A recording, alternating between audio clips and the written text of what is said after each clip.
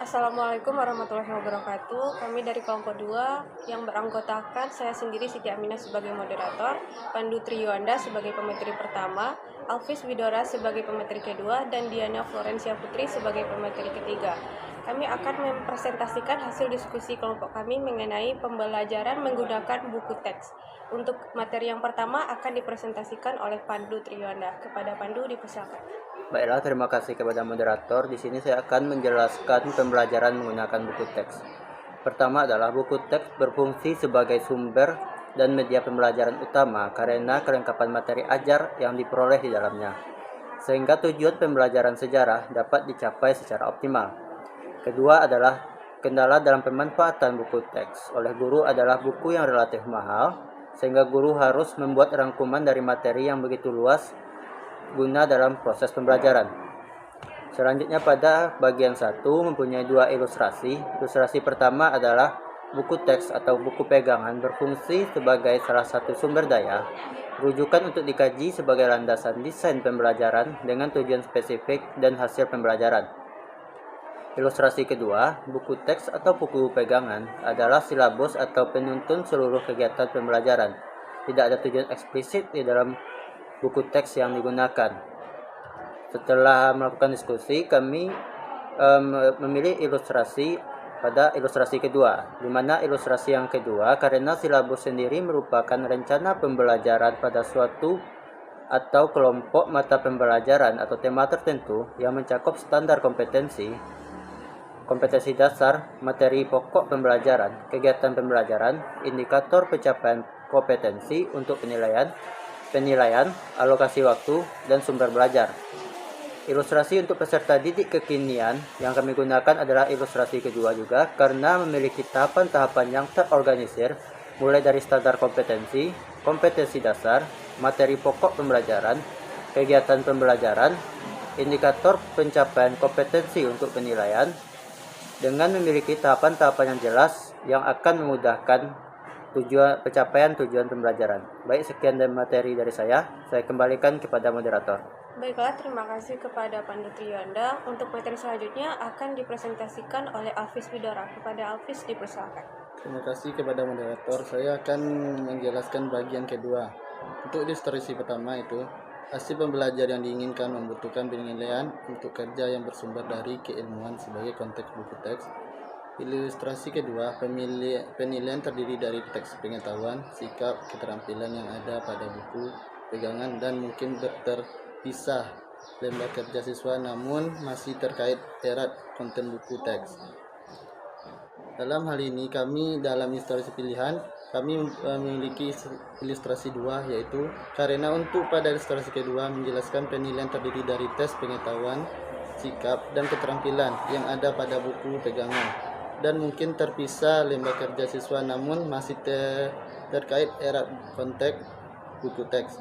Untuk yang kedua, yang cocok untuk peserta didik ini adalah kami memilih karena sangat cocok sekali dengan kurikulum Merdeka, di mana kurikulum Merdeka belajar adalah kurikulum pembelajaran intrakurikuler dengan beragam, di mana konten belajar akan lebih optimal agar peserta didik memiliki cukup waktu untuk menguatkan kompetensi. Artinya akan memudahkan peserta didik dalam mengembangkan minat, keterampilan, dan lain-lain.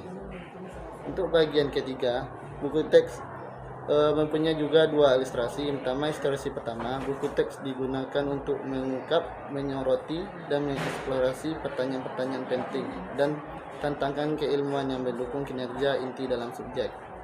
Untuk ilustrasi kedua, tugas peserta didik adalah mengetahui apa yang ada dalam teks, pertanyaan penting, tujuan serta kinerja pelajar terdapat dalam, sehingga buku teks merupakan panduan membaca, diskusi, dan persiapan hingga akhir. Dalam hal ini kami memakai ilustrasi kedua yang sering digunakan. Peserta didik mengetahui apa yang ada dalam teks, pertanyaan penting, dan tujuan serta kinerja belajar terdapat dalam buku teks, sehingga teks merupakan panduan membaca, diskusi, persiapan hingga akhir. Karena dalam kurikulum Merdeka pembelajaran berpusat pada siswa, sehingga siswa dapat mengalih informasi dari buku yang ada.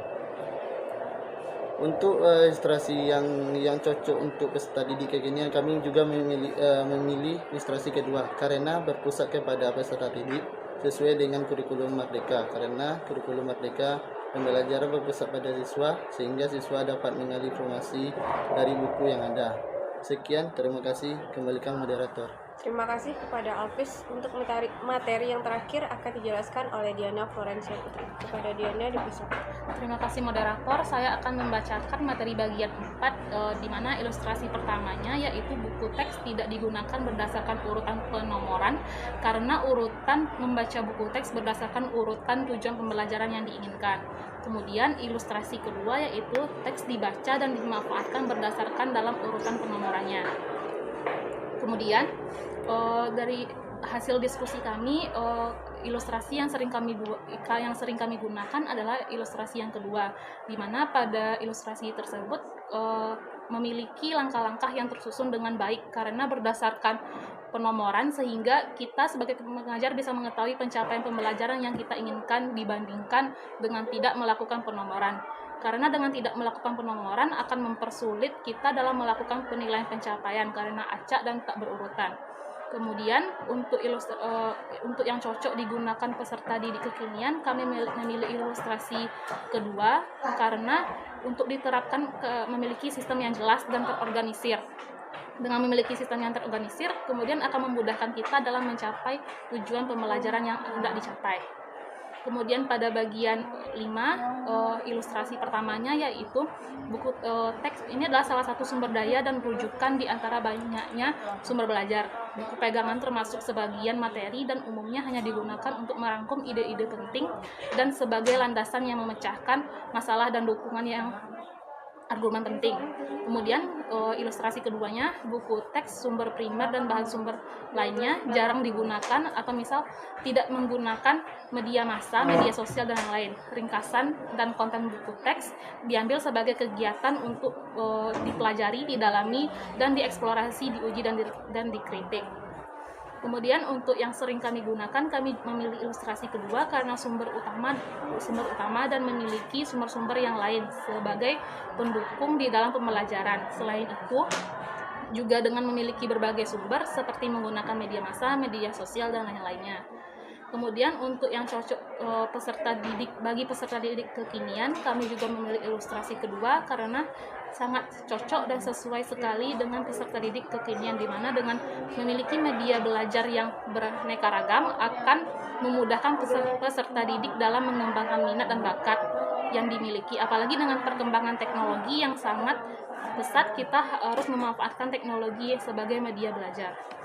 Sekian materi dari saya kembalikan kepada moderator. Baiklah, sekian hasil dari presentasi kelompok kami. Saya akhiri. Wabillahi taufiq wal hidayah. Assalamualaikum warahmatullahi wabarakatuh. Waalaikumsalam warahmatullahi wabarakatuh.